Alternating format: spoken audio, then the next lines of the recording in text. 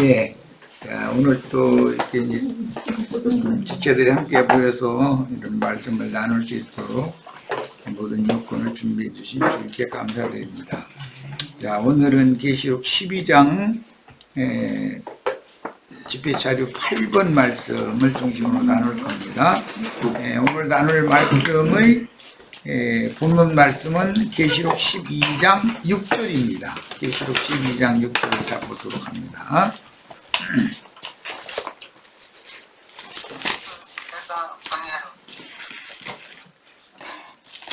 자, 계시록 12장 6절입니다. 그 여자가 광야로 도망하매 거기서 1260일 동안 그 원문에는 그 사람들이라는 용어가 있어요. 그런데 한글 번역에서는 그 사람들이라는 그 용어를 빼놓고 번역을 했어요. 이게 꼭 넣으셔야 돼요. 본인의 성경책에다가 1260일 동안 그 사람들이가 있고 그녀를 양육하기 위하여, 여기 그녀는 해를 입은 여자예요. 아들은 이제 이미 승천해서 용이 삼킴으로 승천을 했고, 그 여자는 남았는데 그 여자가 남았다라는 것은 해를 입은 여자의 남은 자손이 땅에 아직 남아있다 그 말이에요. 그러니까 흔히 말하는 후 3년 반 기간에도 땅에 곡식들이 떨어져 있는 중이죠. 그런 상태예요. 본물 추수까지가 이제 다 돼 있고 이제 마무리 추수를 하는 얘기라는 거예요. 그녀를 양육하기 위하여 하나님께서 예비하신 곳이 있더라. 굉장히 중요한 말씀을 오늘 이제 나눌 거예요. 그 여자의 남은 자손들이 있는데 그때는 이제 짐승의 때이고, 그런데 그때 여자의 남은 자손들을 양육하기 위해서 하나님께서 예비하신 곳이 있다고 그랬어요. 그러니까 이 하나님이 예비하신 곳이라는 건 실제로는 하나님의 집이고 하나님의 성전인데 거기가, 그런데 그 하나님의 집이 지상 성전이 있다 이 말이죠. 천상 성전이 있고 지상 성전이 있고 사후세계 지하 성전이 있다라는 것은 여러 번 말씀드렸어요. 천상세계의 성전은 삼층천이다 흔히 이렇게 말하죠. 바울이 고린도후서 12장에서 한 말이에요. 그리고 지상세계에도 하나님의 성전, 하나님의 집은 하늘에 있는 자들의 모임이기 때문에 우리가 현재 땅에 살고 있죠. 육신적으로는. 그렇지만 구속받은 우리 속사람은 하늘에 앉혀진 자들이란 말이야. 그러니까 지상에서도 성전에 거하는 사람은, 성전은 그리스도가 성전이니까 그리스도 안에 거하는 사람은 전부 하늘에 있는 자들이란 말이야. 아담 세계 안에 있는 자들은 저주받은 땅에 있는 자들이죠. 이 개념을 잘 이해를 하셔야 되는 말을, 흙에서 취한 첫사람, 그 사람의 죽은 영과 육신에 있는 혼, 즉 인간들이, 천연적인 인간들의 정신세계를 가지고 사는 사람들은 저주받은 땅에 있는 자들이고, 구속받아서 예수 안으로 옮겨진 사람들은 하늘에 앉혀진 자들이에요. 이게 이제 성경의 기본 개념이에요. 우리가 이 지상세계에서 신앙생활을 하고 있지만 우리는 하늘에 거하는 자들이지 땅에 있는 자들이 아니란 말이야. 불신자들인 세상 사람들은 바다에 거하는 자들이죠. 그러니까 이런 세 부류의 사람들을 이해해야 돼요. 하늘, 땅, 바다. 이것은 천상세계, 지상세계, 지하세계를 상징하는 말인데, 지하세계도 구렁 2편과 저편이 있어서 구렁 저편에 들어간 자들은 지하세계에 있지만 하늘에 거하는 자들이단 말이에요. 주 안에 있으면 전부 하늘에 거하는 자들이에요. 성경이 말하는 하나님의 집, 참성전, 참하늘, 히브리서에 보면 참하늘이라는 말이 나오죠. 이런 물질세계의 하늘은 그냥 창공, 궁창 하늘일 뿐인 것이지, 이것이 하나님의 보좌가 있는 참하늘은 아니잖아요. 그래서 참하늘은 예수님의 영을 말한단 말이야. 그러니까 예수의 영과 나의 영이 하나가 되어져 있으면 나는 참하늘에 앉혀진 자인 것이고, 이런 지상세계의 하늘 아래에 있는 모든 것들이 다 하늘 아래에 있지만 그것은 표상일 뿐이다 이 말이에요. 이 말을 잘 이해하셔야 돼요. 자, 이제 본문의 그 사람들이 그녀를 양육한다 그랬는데 그 사람들은 마지막 한 일의 후반기에 떨어진 이삭이 있으면 이삭을 주어야 되는, 이삭 줍는 사람들이 필요하겠죠 이제. 이것은 이제 룻기에서는 룻이 이삭을 줍는 사람이었었어요. 그러니까 이게 여기서는 그녀를 양육하기 위하여 할 때 여기 그녀라는 것은 구약 성경에는 룻으로 상징이 됐었다라는 걸 우리는 알 수 있는 거예요. 서양 화가 중에 그 이삭 줍는 여인 그 굉장히 유명한 그림 있죠. 그런 것이 몇십억 단위로 그림 한 장에 간다는데, 예. 그 그림 좀 여기다 좀 보내주면 우리 여기다 이 동네 다 사가지고 집 다 지고서 다 무료로 와서 살라고 하면은 얼마나 좋을까?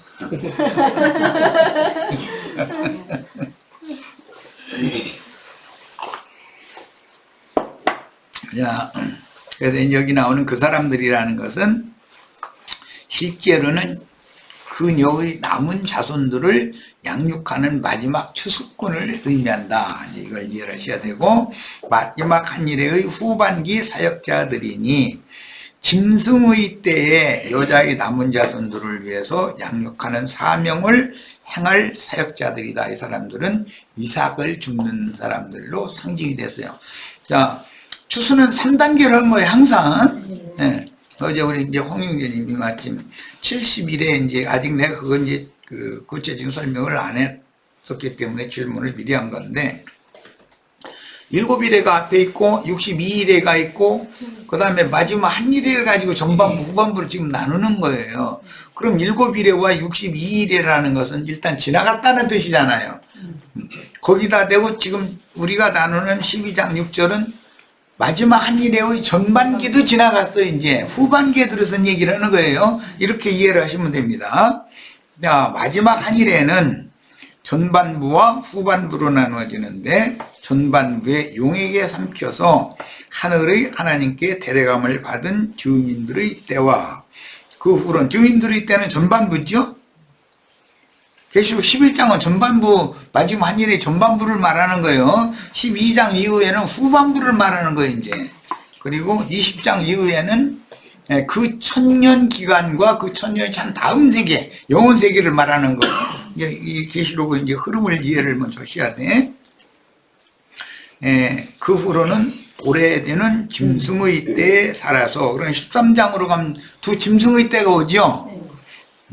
그날을 맞은 신자들을 양육하기 위하여 이 생에 살아남아 있는 인맞은 하나님의 종들인 이스라엘 12지파와 교회 추수꾼들이 짐승들의 때로 남아있는 것이다. 그런데 우리 형제 자매님들은 되도록이면 전반부에 사역을 마치고 두 증인이 승천할 때 7천도 함께 승천했잖아요. 적어도 그 무리 안에 들어갔으면 좋겠다. 그러나 이것은 내 맘대로 하는 것은 아니지만 남아서 후반기까지 사역을 해야 되는 자가 남아야 되니까 하나님이 이제 그렇게 시키겠죠. 그러면 그 사람은 영이 더 강해야 되고 짐승을 능히 대적하고 이길 수 있는 강하고 담대함이 있어야 될 것이란 말이야. 그리고 그때는 지금처럼 이렇게 앉아서 이렇게 편안하게 신앙생활 하기는 어려운 때라는 것을 다 감안을 하셔야 되고, 자, 되도록이면은 계시록 11장을 마무리할 때 함께 승천을 하는 것을 축으로 하는 것이 더 좋다는 거예요. 즉 천열매 추수 때 추수가 되어져야 된다 이 말이죠. 그리고 본물 추수, 늦어도 본물 추수까지는 들어가야지 이삭 줍기에 이삭으로 들어가는 것은 꼭 좋은 일은 아니다. 줍는 사람이나 이삭이나 다 마찬가지다. 여기 농사 지어보면은 이삭 주워보면은 거기다 대고 주스 때 비라도 좀 몇 방울 떨어지면 흙 튀기고 뭐고 해가지고 그거 갖다 또 물에 이삭 다 주워다가 물에다 흔들어서 빠르다가 또 해서 펴서 덜어서 이 하려면 이삭 그거 곡식 만들어 놓으려면 이게 여간 공력 들어가는 그러니 이삭 줍는 주스꾼들 되시면은 힘들어. 예. 난 불평 못하는 것이 우리 형제 자매님들이 뭐 그냥 영적 진보가 좀 더딘가 싶으면 속에 쌓이고 이게 좀 쉬운 사람들을 좀 붙여주시지 이러시느냐고 이제. 그런데 그래서 내가 위안을 받는 것은 야 이삭 줍는 자로 남고 싶고 이 말씀하시면 할 말이 없어. 그거 일일이 다 주워봐야 무슨 거로 베는 것은 금방 한 무 떼고 그러는데 온 밭을 다 뒤져도 한 무도 안 돼. 이게 한 주먹 두 주먹 겨우 되는 거 이거 갖다 그거 먹고 살겠다고 또 물에다 빨아서 또 해서 널어서 막 탈목해서 아이고 알른이 죽지 그럴 바에는. 그 말은 짐승의 때 남은 여자의 남은 자손들이라는 건 속 좀 찌긴다 이 말이잖아요. 쉽지 않다. 나는 행복한 거지. 또 말하자면 우리 형제 자매님들 저기 답답한 것 같아도 여기에 예를 들어 대학물이라도 먹고 뭐 박사 이런 사람들 많이 앉아 있으면 줄 것 같으지 말 더 안 들어. 난 상상이 돼. 예배당 목사들은 대단하다고 생각해. 뭐 장관들 뭐 청와대 근무하는 사람들 다 앉혀놓고서 설교하잖아요. 그런데 나는 그 사람들 여기 쭉 앉아있으면 기 죽어가지고 말도 더듬을 것 같아. 그 말이나 들어먹어. 저기 생각 다 지가 더 옳다고 생각하고 그러는데. 자, 그래서 저기 기왕 턴 얘기니까 예수님이 사역하실 때 예루살렘에 유명하고 똑똑한 사람들이 그렇게 많은데도 그 사람들을 제자 부르는 것이 아니라 생선 장수하던 사람들 다 불렀다가 한 건 저걸 따라올 만한 사람들 불렀다는 뜻이라는 것에 내 생각에 그렇구나 그 생각이 들더라고요. 그러고 뭐 점도 많고 흠도 많은 사람들이래야 기술이 나오고 말씀 맞다고 참 감사하다고 이러고 따라오지. 뭐 세상에서 여기 큰 소리 치는 사람들은 성경은 성경이고 와서 좋은 말씀 들어가지고 그냥 고상한 사람 되려고 그러려고 왔다리 갔다리 종교인이 이건 진실한 믿는 이들이 아닌 거거든. 그게 그렇게 되면 참 나 같으면 열불 터져.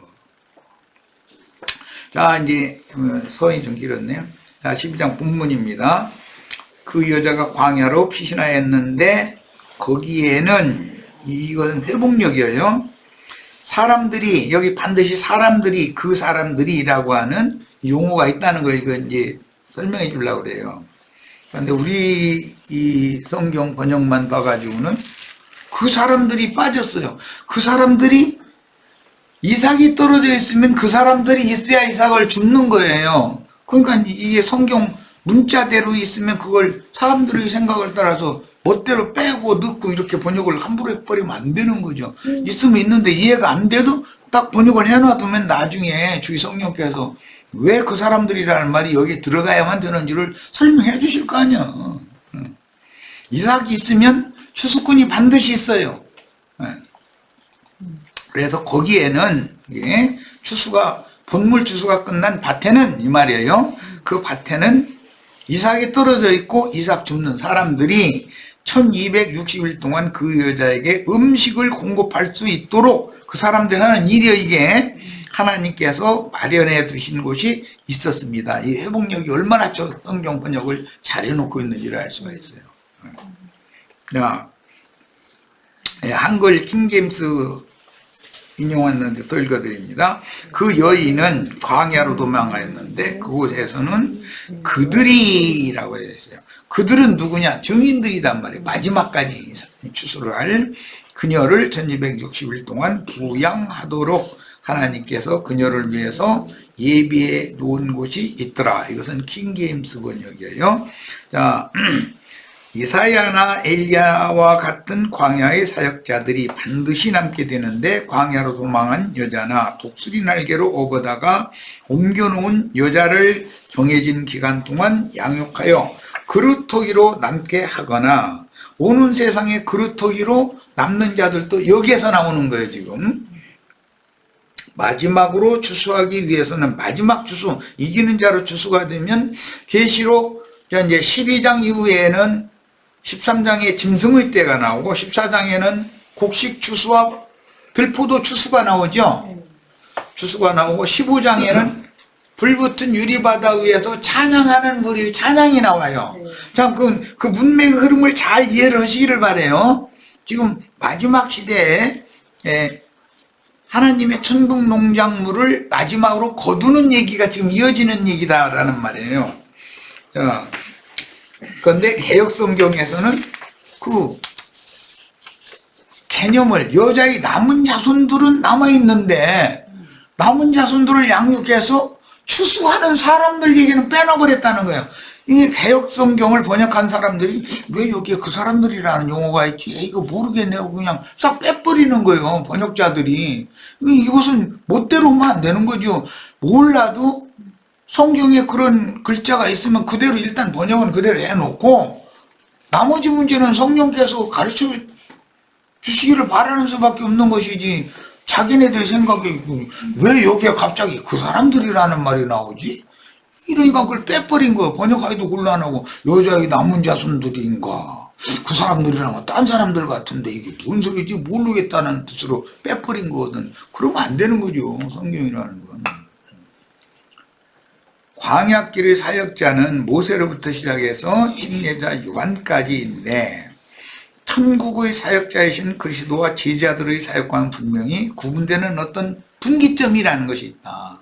율법과 선지자의 때와 인자의 때라는 것은 큰 구렁이 딱 있어가지고 구렁 건너기 전에 있을 것이냐 구렁을 건너갈 거냐에 따라서 율법과 선지자의 저주 아래 있을 것이냐 저주를 복으로 바꿔주러 오신 예수 안으로 옮겨질 것이냐는 결정이 딱 되는 것이거든. 그게 요단강 침례였다 이 말이에요. 요단강 침례가 이 지상세계에서는 요단강이었었죠 거기가. 그런데 이제 사후세계에 가서도 구렁 2편이 있고 구렁 저편이 있고 구렁이라는 것이 있다. 그래서 히브리인이라는 말은 강을 건넜다라는 뜻이에요. 강을 건넜다.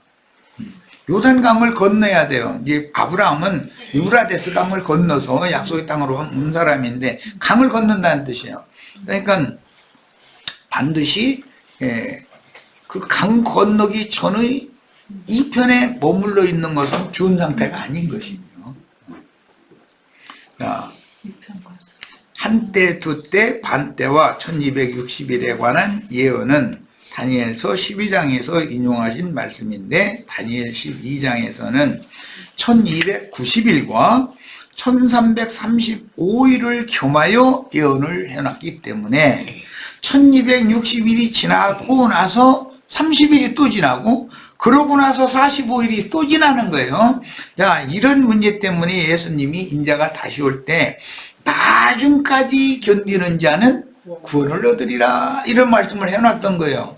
그러면 나중까지라는 것은 1260일이 두 번 지나갔어도 그 후로도 30일이 또 한 번 지나가고 45일이 또 한 번 지나갈 텐데 그때까지도 살아남아야 복이 있다 이 말이 있단 말이에요 지금.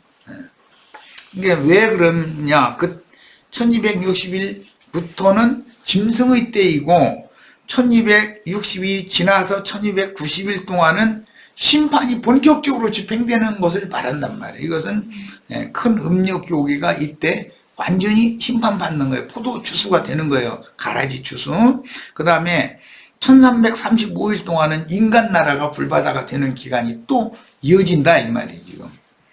그러니까 천국 곡식들을 다 걷어가면 세상 교회는 큰 음료는 벌거 벗겨가지고 불사른다고 그랬어요. 당연히 불사름 당하는 거예요. 세상 교계가 심판이 끝나고 나면 세상 나라가 서로 이제 불장난하는, 서로가 양편에 불장난하다가 이제 자멸하는 거죠. 이렇게 그 하나님의 마음속에는 어떤 플랜이 이미 정해져 있는 거예요. 이게 예언이 돼 있었고. 자, 그래서 30일이 더하고 45일이 더하는 이치를 깨달아야 하는데 계시록에서는 1260일로만 예언하였으니 왜 마지막 한 일의 절반 기간을 때와 날짜로 예언하셨는지를 살펴야 된다. 30일, 45일이라는 날짜가 추가되기 때문에 일이라는 말이 당연히 있어야 된단 말이야. 일자별로도 그만큼 섬세하고 세밀하게 성경은 기록하고 있다. 이제 마지막 경륜을 행하시는 이치를. 이제 앞에 30일은 교회 추수가 끝나고 나면 기독교인들을 그냥 한꺼번에 몰살시켜버리는 그런 때가 오는 거예요. 그런데 기독교인들은 그때 그 예루살렘 성에 있던 대제사장의 속임에 속아가지고 성 안으로 들어가라는 게 아니라 예루살렘 성에 있는 사람들은 산으로 도망가라 했어. 성으로 들어가지를 말고. 그런데 그 일이 이때에 돼서도 세상 교계 지도자들이 저 예배당으로 와라 구원받으려면 지금 악한 때가 왔으니까 세상에 남아 있지 말고 하나님의 전으로 모여라 이제 이렇게 다 불러드릴 거란 말이에요. 그럼 그게 왜 그러냐면 거기 다 불러 모아가지고 다발로 딱딱 해가지고서 풀무풀에다 집어넣어서 심판하려고 지금 하는 건데 그걸 모르고 그 사람들은 다 그 꾸역꾸역 모여들면 거기서 전멸당하는 거다 이런 말이에요.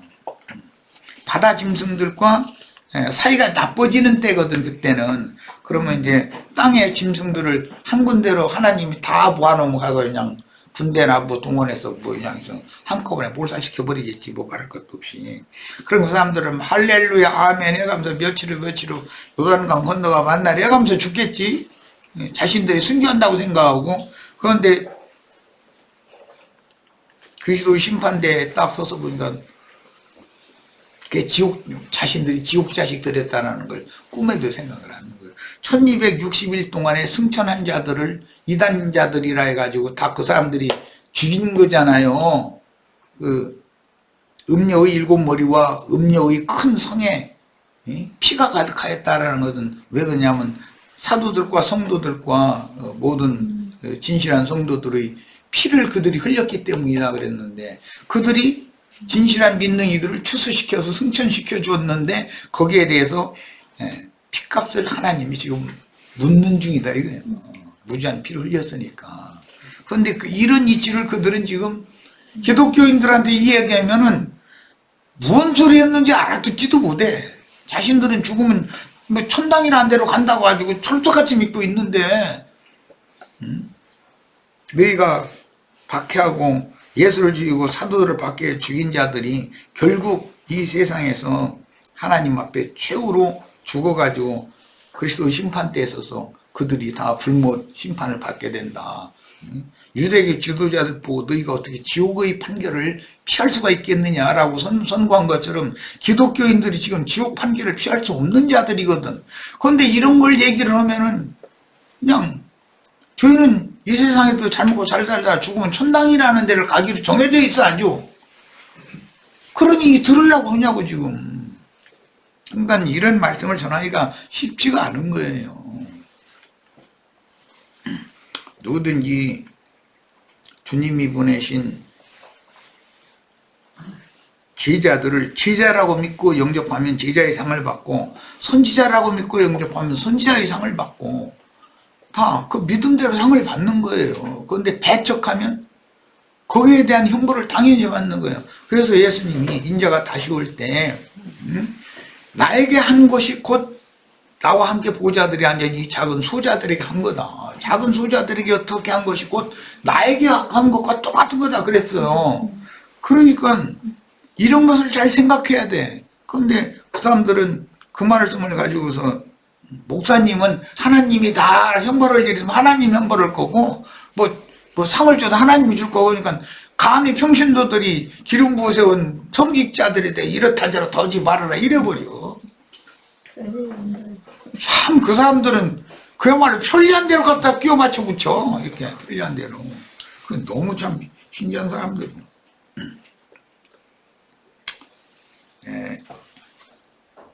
신부님들, 목사님들이 죽은 다음에는 제일 따끈따끈한 아랫목으로 갈 거예요.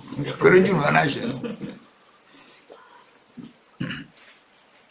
불 좀 그만 떼도 뜨겁다니까 왜 자꾸 더 떼는데 점점 뜨거워질 건지 자꾸. 처음에는 따끈따끈할지 모르지만. 1260일의 날짜는 힘센 천사의 위임을 받은 두 증인들이 증언하다가 순교당했지만 부활돼 승천하기까지의 기간이라고 성경이 증거하므로 계시록 11장의 기간은 전반기임을 알 수 있습니다. 네 때라는 것은 이제 계시록 창세기 1장에서는 사시, 일자와 사시와 연한을 이루라 그랬는데, 사시라는 건 네 때라는 말이에요. 이것은 네 계절이라는 말이죠. 봄, 여름, 가을, 겨울이죠.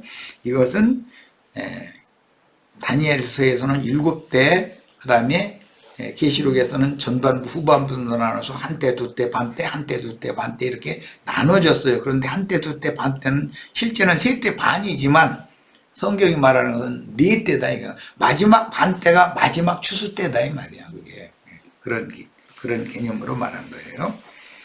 자, 4때와 42달은 무저갱에서 올라온 짐승들이 일할 권세를 받은 기간이라고 성경 자체가 해석하므로 짐승들의 때와 기한을 계시록 13장으로 계시하신 마지막 한일의 후반기가 계시록 13장의 때다라는 걸 알 수가 있고, 또 이제 계시록 14장에 넘어가면 그 짐승의 때는 부활 때이고 마지막 추수 때다 이거예요.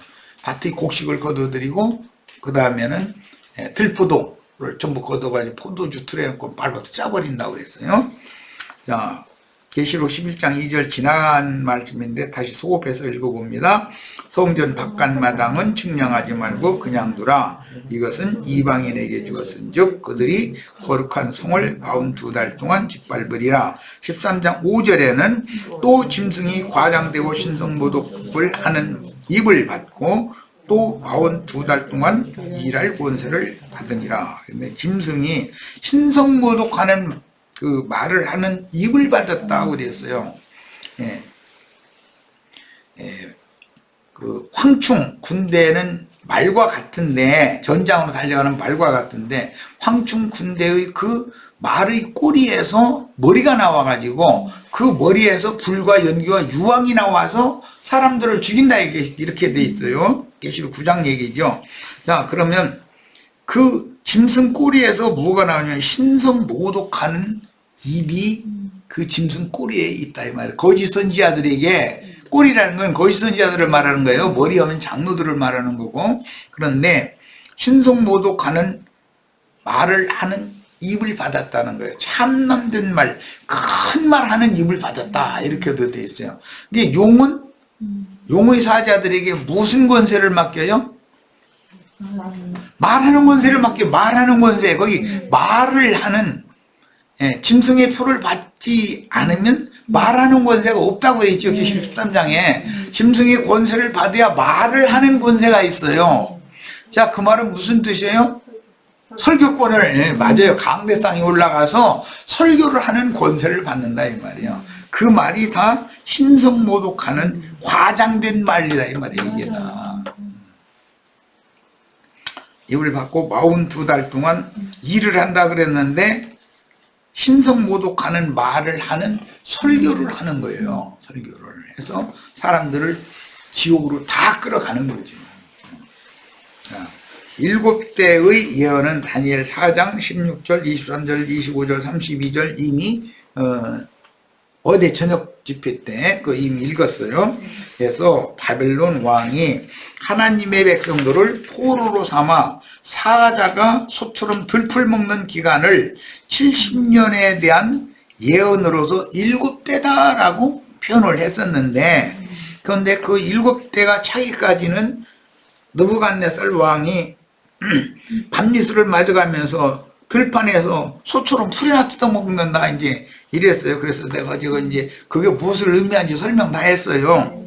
야, 오늘날 기독교계 목사들이 저 옆에 동네에 조그만 교회 하나 개척해서 근근에 9명 모인다 하면 그 큰 교회 예배당이 그거 꿇고 먹으려고 그래요. 그 사람 도와줘서 우리 여기로 많이 오지 말고 그쪽에도 좀 가라고 그래요. 꿀꺽꿀꺽 잡아먹죠. 그 사람들은 밤낮을 맞아요 안 맞아요? 잠도 못 자. 왜 그래요? 밤에 새벽녘까지 그거 땅 밟히고 빙빙 돌아다니는데 이 작은 예배당을 나에게 이렇게 돌아오게 하여 주시옵소서 기도하고 돌아다니느라고 그러고 앉았어. 그 지가 직접 가서 땅 밟혀도 않고 만만한 집사님들 보내가지고 땅 좀 밟고 오라고 이렇게 막 능력경 우리 저기 윤영재처럼 안수만 하면 막 능력이 막 부어져. 그래 가가지고 땅 밟기 몇 바퀴 돌고 오면 그 큰 예배당 땅 되어버리는 거지 뭐. 그 신자들 다 큰 예배당으로 몰려가 버리고 다 그러는 거지 뭐. 그런데 그쪽 그 작은 예배당 하나 먹었으면 만족해요? 또 옆에 있는 예배당이 또 보여. 그 신기한 일이야. 그러면 또 그것도 또 잡아먹기 전에는 잠이 안 와. 그러니까 밤낮을 맞고 돌아다닐 수밖에. 이 짓을 한다는 거예요. 이런 것이 이미 성경에 이미 구약 성경에 예언이 돼 있어요. 그런데도 자신들이 지금 무슨 짓을 하는지에 대해서 느부갓네살 왕이 그때 그랬대 이러고 마는 거예요. 느부갓네살 왕이 그때 무슨 밤낮을 맞고 응? 소처럼 풀 뜯어먹고 그런 일이 있어요? 문자대로? 수산궁에서 얼마나 행복하게 잘 살았는지 몰라요. 그리고 그 사람 말만 하면은 누구 살아다니나 또는 다른 어떤 장수들 너 어디 가서 그거 정복 보고서 보고해. 그러면 다 정복하게 돼 있는 건데 자기가 친히 가지 않아도 되는데 느부갓네살은 지가 보더니 다 해야 직성이 풀려. 남 시키면은 불안해서 못 봐 이놈 뭐고. 우리도 옛사람일 때는 남이 하는 거 보면 막 성질나죠. 내가 뭐 금방 더 잘할 것 같으죠. 근데 내가 해보니까 어라 이거 맘대로 안 되네 이러는 거예요. 그때 가서. 그게 다 옛사람이거든. 어떤 일은 그 사람이 하도록 그냥 잘 하도록 도와주는 사람이 돼야 큰 사람이고 사람을 다스릴 줄 아는 사람이지. 자기가 가서 뭐든지 다 하려고 그러면 힘들어서 어떻게 살아 이놈 뭐고. 어? 대통령이 실국장 할 거예요? 응? 대통령은 어떤 지침, 큰 틀의 지침만 딱 주면 아래 부서에서 알아서 착착 자기를 하게 만들어줘야지. 그게 나라를 경영할 수 있는 능력 있는 사람이잖아요. 그런데 밤에 잠도 안 자고서 내가 야당 시절에 누구가 나를 힘들게 했지. 이놈들 봐라. 내 건데 잡았을 때 내가 이것들 가만 안 놔도 계속 그러면 잠이 와요? 안 와요? 뭐 원수를 계속 갚는 거예요.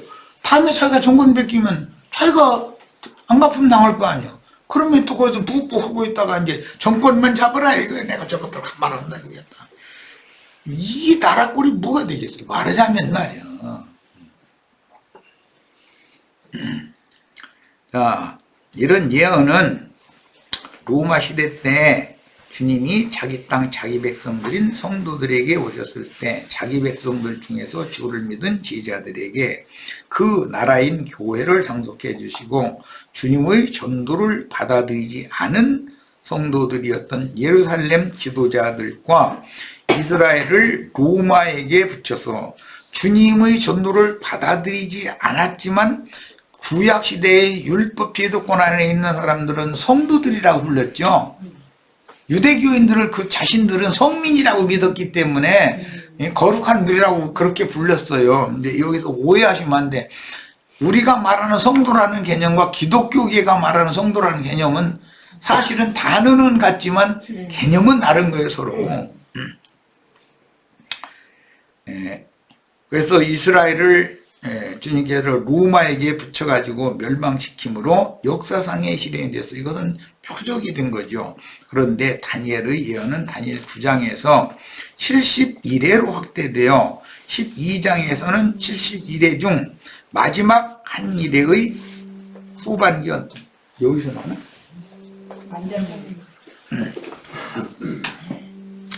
마지막 한 일회의 후반부가 다시 예언되었고 1291과 1335일로 마무리되는데 다시 성도의 권세가 다 깨지고 끝날에 이를 것임을 계시하였습니다. 성도의 권세가 다 깨진다는 것은 짐승들이 진실한 믿는 이들을 다 죽인다 이 말이죠. 그래서 계시록 13장 15절에는 짐승의 이름이나 그 이름의 표시를 거부하는 자는 수가 몇이더니 다 죽이더라 그랬어요. 그것이 추수방법이다 이게요. 자, 한때와 두때와 반때는 성경의 흐름에 따라 사계절을 빗대어 때와 기한에 대한 징조를 예언하신 것이며, 당연히 천국 농사를 위해서는 사계절에 맞추어 주님의 재림 예언이 어떻게 실현될 것인지 그 징조를 암시하는 것이므로 이스라엘의 농사법과 절기를 깨달아야 합니다.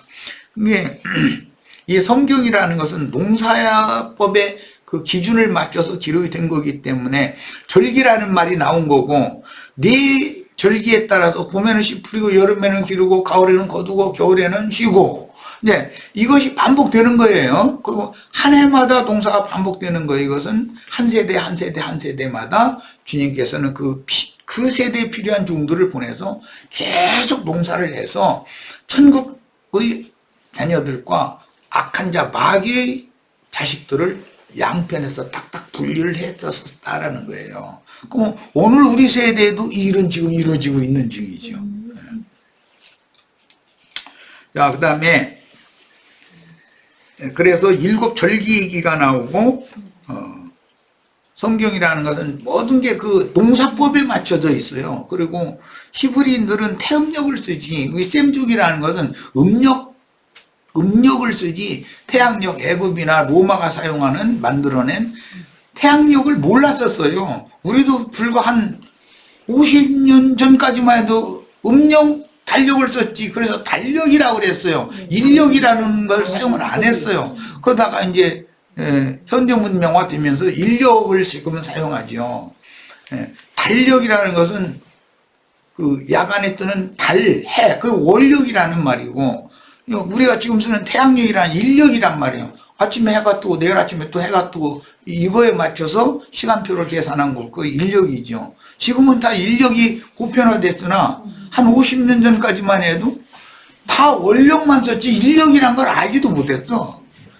서양에 뭐 유학이나 간 사람들이나 좀 그 인력이라는 걸 알고, 영국 그리니치라는 데 그 표준 시간 그 천문대가 있어서 거기에서 0시의 모든 각국의 거기에 맞춰서 지형에 따라서 영국 런던의 그리니치 천문대의 0시에 맞춰서 그 위도에 맞춰서 시간표가 구성이 되어 있는 거잖아요. 뭐 지금 우리나라는 지금 10시 몇 분인데 그 미국 얘는 뭐 서부와 동부도 또 시간 간격도 있지만 어쨌든 보편적으로 미국은 지금 여기가 우리 아침 10시면 거기는 저녁 한 7시에서 한 8시, 9시 그런 사이에로 이렇게 분포가 된단 말이지.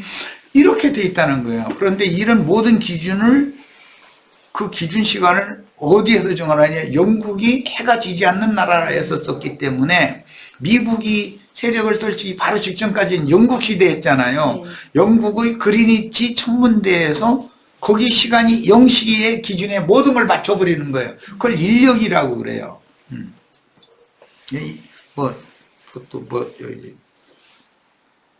시간표 얘기까지 하다 보니까 나도 뭐 천문 지리에 대해서 밝은 사람도 아닌데 그냥 나도 이 정도는 대충의 상식은 알고서 살아야 돼. 만약 손자들이 왜 저기 유럽 시간하고 우리나라 시간하고 왜 달라 할아버지 하고 물어보면 나 잘 몰라 선생님한테 가 물어봐 이럴 수는 없잖아. 최소한의 그런 것은 기초는 일러줘야지. 또 이런 거 물어보는 손자 너무 똑똑한 손자고 사실은.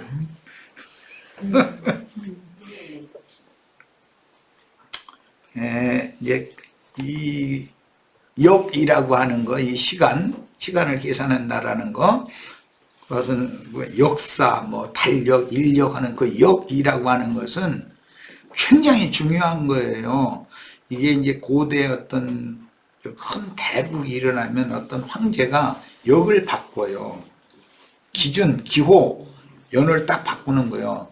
연, 월, 일, 시를 자기가 황제로 등극하는 그 시점에 딱 맞추고 가지고서 연호를 딱 바꿔버리거든. 그 호칭을 바꿔요. 그래서 그때부터 시간 계산을 따로 하는 거예요. 자, 이런 것도 셈족의 문화와 관계가 있어요. 이런 얘기가 너무 시간이 많이 가네.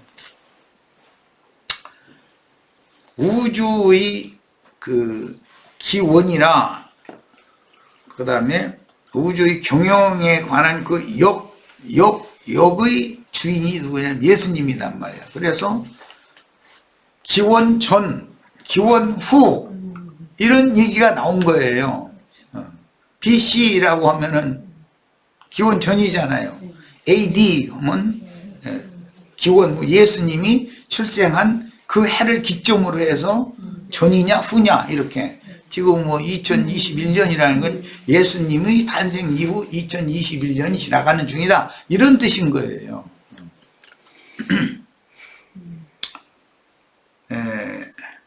그런데 다니엘의 예언은 9장에서 71회로 확대되었고 12장에서는 71회 중 마지막 한 일의 후반부가 다시 예언이 되었어요. 그 1260일이 소요가 되는데도 1290일이나 1335일이라고 하는 연장된 기간을 내서 마무리를 한다라고 예언이 되어 있다. 자, 한때와 두때와 반때는 성경의 흐름에 따라 사계절을 빗대어서 때와 기한에 대한 징조를 예언하신 것이며, 당연히 천국 동사를 위해서는 사계절에 맞추어 주님의 재림 예언이 어떻게 실현될 것인지 그 징조를 암시하시는 것이므로, 여기 이제 내가 재림이라는 용어를 사용했는데 다시 오신다 이 말이에요. 다시 임하신다. 초림이라는 말 들어보셨죠? 동정녀 마리아를 통해서 인자 예수가 출생하던 그것은 초림이죠. 그런데 재림이라는 것은 거룩한 성 새 예루살렘이 새 세상으로 내려오는 때를 말하는 거예요. 그러니까 그 동안에는 긴 시간이 지나가겠죠. 그 긴 시간 동안에 한 세대는 오고 한 세대는 가고가 반복될 거단 말이에요. 그때마다 매년마다 천국 동사가 계속되었다. 그런데 악한 자 마귀도 가라지 농사를 계속했다 이 말이에요. 이걸 충분히 이해를 하고 계셔야 돼요. 자, 그러므로 성경을 알려면 반드시 징조를 암시하는 이스라엘의 농사법과 절기법이라는 걸 알아야 돼. 구약 성경의 절기율법, 일곱절기, 일곱절기 기왕 얘기가 나왔으니까 한번, 이거 레위기 때 여러분 할 거지만 한번 해보겠습니다. 6월절, 무교절, 주실절, 앞에 세 절기가 있어요.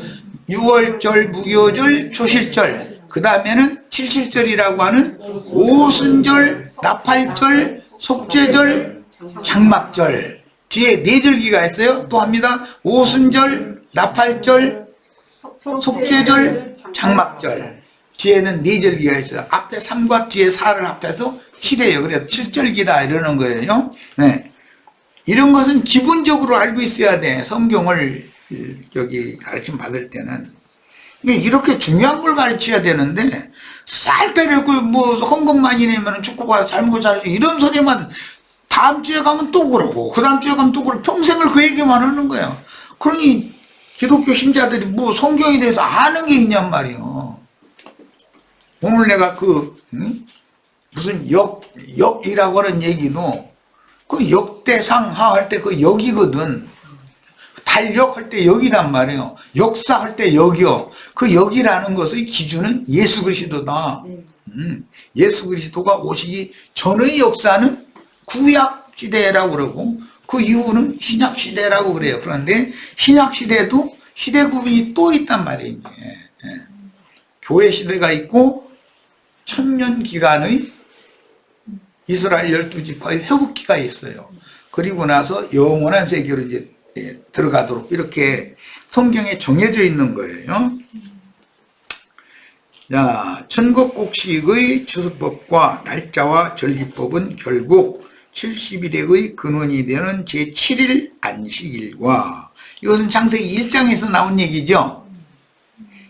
7년 면제년 안식년, 그리고 느부갓네살 왕의 꿈에 보인 7대인 70년의 포르기에 대한 비밀의 열쇠인 인생의 날수가 70년이에요. 이게 이제 성경에 왜 인생의 날수를 뭐 7,000년, 7만 년으로 해주시지 않고 뭐 길면 70, 강건하면 80 이렇게 정해놨을까? 하나님 아무 생각 없이 그랬겠냐 이거예요.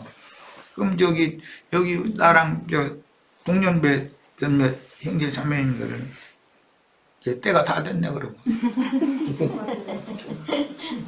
성경이 수완이 다 차버렸잖아. 그럼 그런데도 이 땅에 미련이 남아있으면 이거 흘러나는 거지. 수완은 다 찼는데 준비를 해야지. 남편 없으신 노인분들은 신랑이 와서 이리 오라고 손가 부를 때 꽃가마 타고 신랑한테 다시 재혼으로 가는 거 그런 꿈 꾸면 이제 내가 어젯밤에 내 아버지 꿈 꿨다 그러면 준비해야지 아들은. 사람은 영이 있기 때문에 그런 짐승은 그런 꿈 안 꿔.